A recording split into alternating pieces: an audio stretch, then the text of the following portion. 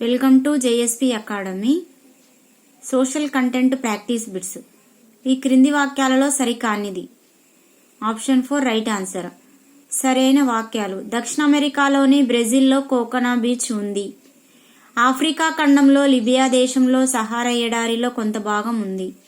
Antarctica మంచుతో కప్పబడి ఉన్న ఖండం. 1, 2, 3 సరైనవి. ఈ క్రింది వాణిలో సరిగ్గా జతపరచుము. Option 1 right answer. 1B బాష్పీభవనం, నీరు నీటి ఆవిరిగా మారు ప్రక్రియ. ద్రవీభవనం. 2C నీటి ఆవిరి నీరుగా మారే ప్రక్రియ. అవపాతం. 3C. 3D గాలిలోని తేమ భూమికి చేరే ప్రక్రియ. నెక్స్ట్ ఆర్ద్రత. 4A గాలిలో అదృశ్యంగా ఉన్న నీటి ఆవిరి. నెక్స్ట్ 1 హరిత గృహాల ద్వారా వ్యవసాయం చేయు విధానం ఈ ప్రదేశాలలో అమలు చేస్తారు. ఆప్షన్ 3 చలిగా ఉండే ప్రాంతాలు. నెక్స్ట్ 1 సూర్యకిరణాలు నిట్టనిలువుగా పడే దానికి సంబంధించి ఈ క్రింది వానిని సరిగ్గా జతపరచుము. Option 1 right answer. 1A కర్కట రేఖ జూన్ 21, భూమధ్య రేఖ మార్చి 21, మకర రేఖ డిసెంబర్ 22.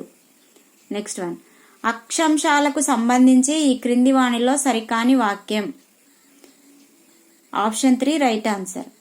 సరైన వాక్యాలు: అక్షాంశాలలో పొడవైనది భూమధ్య రేఖ, అక్షాంశాలలో చిన్నవి ధ్రువాలు, 23.5 ఉత్తర అక్షాంశాన్ని కర్కట రేఖ అని అంటారు. నెక్స్ట్ 1 వాతావరణంలోని పొరలను సరిగ్గా జతపరచుము. Option 2 right answer.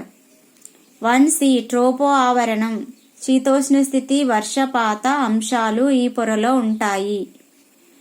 2A స్ట్రాటో ఆవరణం, ఓజోన్ పొర ఉంది.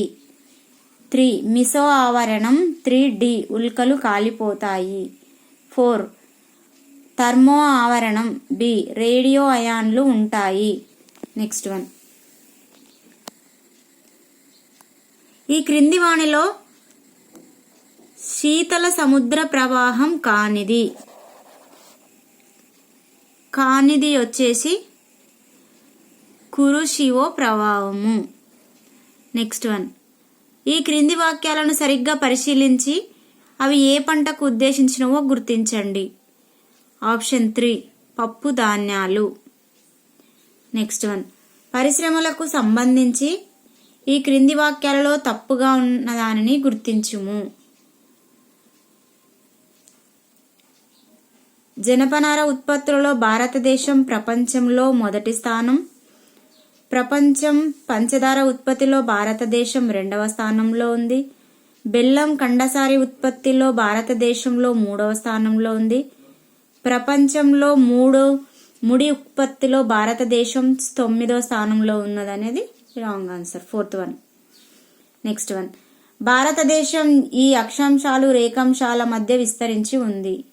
Option 4 8 degrees 4 channel, 37 degrees 6 channel ఉత్తర అక్షాంశాలు, 68 degrees 7, 97 degrees 25 తూర్పు రేఖాంశాలు. ఈ క్రింది వాణిలో శీతోష్ణ స్థితికి వర్తించని వాక్యం. ఆప్షన్ 3 వర్తించని వాక్యం.